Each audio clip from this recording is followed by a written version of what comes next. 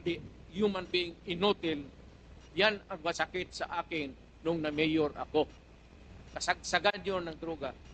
Hindi ko katanggap-tanggap. The ICC does not scare me a bit.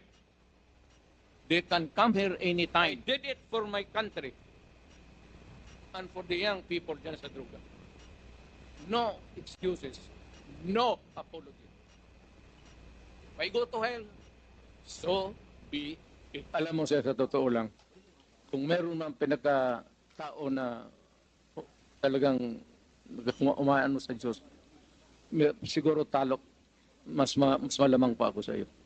Ang trust and faith ko sa God, kaya maybe that brought me to the presidency despite of the variance interpretation ng ano. But overall, the Filipino people would not have elected a son of a bitch.